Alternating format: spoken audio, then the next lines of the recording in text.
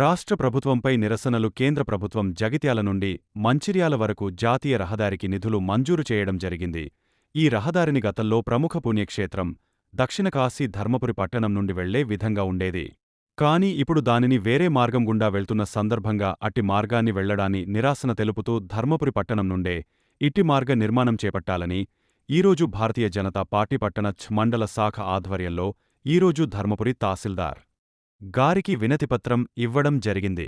भारत माता की जय, भारत माता की जय। We want justice, we want justice, we want justice, we want justice.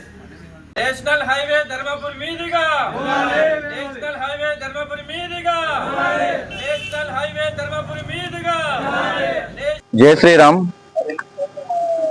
భారత ప్రభుత్వం నిధులతో మన 4-వే గ్రీన్ లైన్ అని 4 లైన్ల రహదారిని ఒకప్పుడు మన ధర్మపురి పట్టణం నుంచి నిర్మాణం చేపట్టే విధంగా ప్లాన్లు సిద్ధం చేశారు.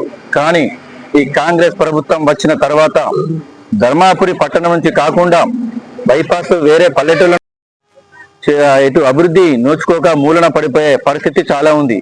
ఈ 4-వే లైన్ వలన చిరు వ్యాపారులు కానివ్వండి, ఆర్టీసీ కానివ్వండి, అనేక రకాలుగా చాలా రకాలుగా లాభాలు చేకూర్చి ధర్మపురి దేవస్థానం ఇంకా అభివృద్ధి చెందే విధంగా కోరుతా ఉన్నది. కాబట్టి మా భారతీయ జనతా పార్టీ యథావిధిగా పాత లైన్ ధర్మపురి పట్టణం నుంచే ఈ 4-వే లైన్ గ్రీన్ లైన్ నిర్మాణం చేపట్టాలని మా భారతీయ జనతా పార్టీ కాంగ్రెస్ ప్రభుత్వాన్ని డిమాండ్ చేస్తా ఉన్నది. అలాగే ఇక్కడున్న మన మినిస్టర్ గారు లక్ష్మణ్ కుమార్ గారు కానివ్వండి, ఎంపీ వంశీకృష్ణ కానివ్వండి, మరి వీళ్ళు ఏం చేస్తున్నారని మేము ప్రశ్నిస్తా ఉన్నాము.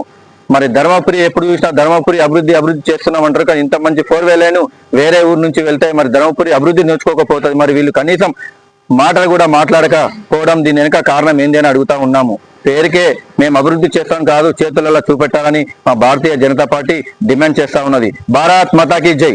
దక్షిణ కాశీ ధర్మపురి క్షేత్రం అభివృద్ధిలో భాగంగా గతంలో కేంద్ర ప్రభుత్వం జాతీయ రహదారులు అభివృద్ధి పేరు మీద రహదారులకు సంబంధించినటువంటి అనుమతులు ఇవ్వడం జరిగింది.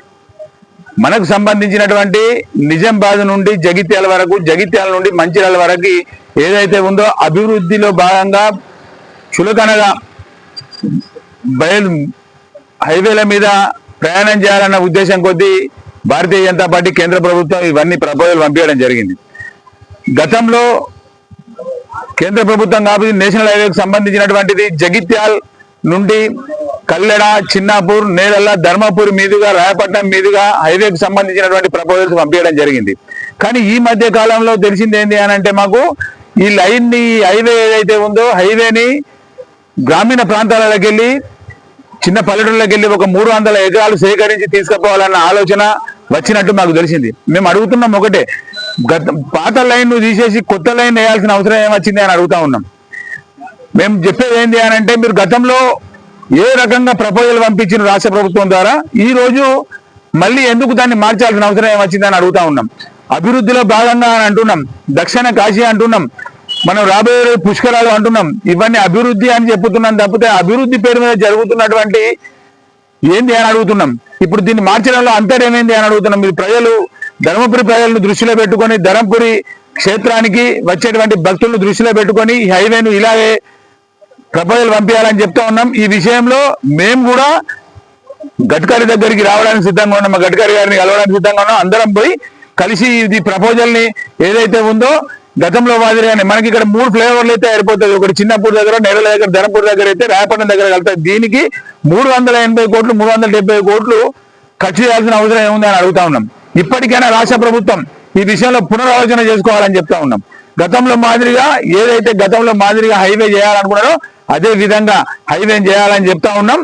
ఒకవేళ అట్లాంటి ప్రపోజల్ని కనుక విరమించే ప్రయత్నం చేస్తే ధర్మపురి ప్రజల పక్షాన ధర్మపురి ప్రజలందరినీ తీసుకుపోయి ఈ విషయాన్ని తీవ్రంగా తీవ్రతరం చేయాల్సి ఉంటుందని చెప్పి సందర్భంగా తెలియజేస్తా ఉన్నాం. భారత్ మాతాకి జై.